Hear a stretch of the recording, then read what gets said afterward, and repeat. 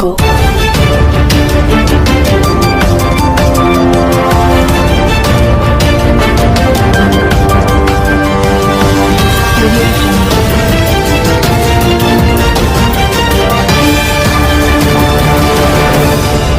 Purvanchal bulletin निष्पक्ष खबर आप तक। मेरे प्यारे परिवारजनों, काशी में आज एक इंटरनेशनल क्रिकेट स्टेडियम की आधारशिला रखी गई है। ये स्टेडियम न सिर्फ वाराणसी बल्कि पूर्वांचल के युवाओं के लिए एक वरदान जैसा होगा। ये स्टेडियम जब बनकर तैयार हो जाएगा तो इसमें एक साथ 30,000 से ज्यादा लोग बैठकर के मैच देख पाएंगे। और मैं जानता हूं, जब से इस स्टेडियम की तस्वीरें बाहर आई हैं, हर काशीवासी गदगद हो गया है। महादेव की नगरी में ये स्टेडियम, उसकी डिजाइन स्वयं महादेव को ही समर्पित है।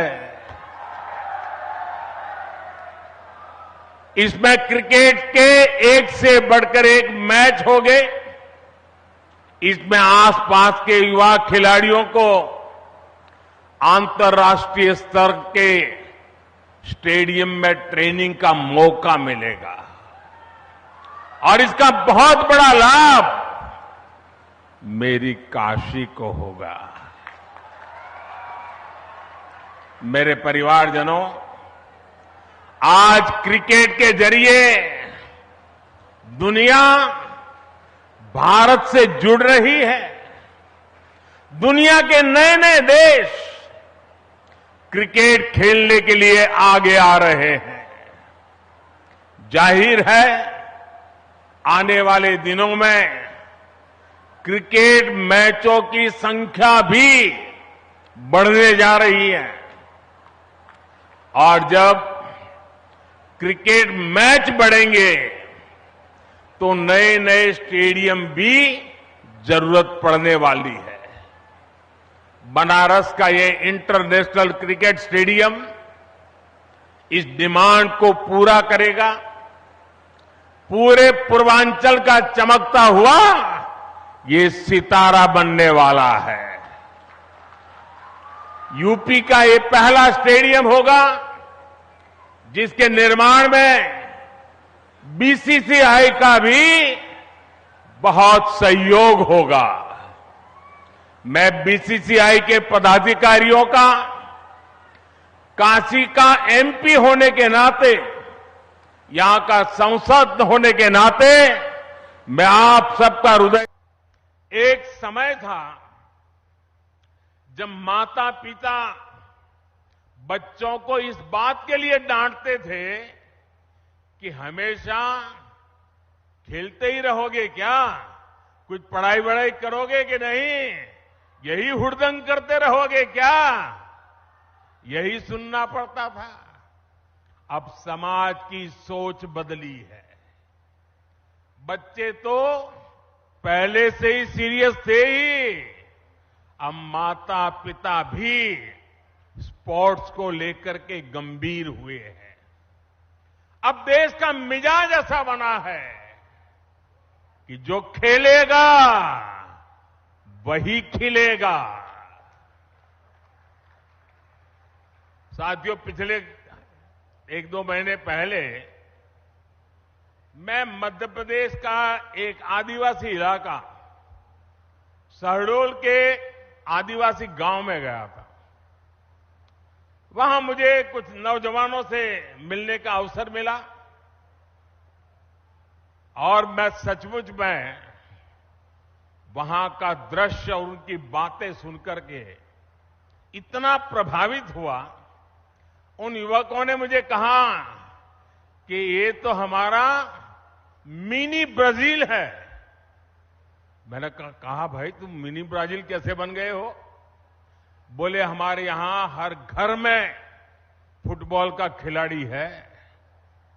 और कुछ लोगों ने मुझे कहा कि मेरे परिवार में 3-3 पीढ़ी नेशनल फुटबॉल प्लेयर रही है।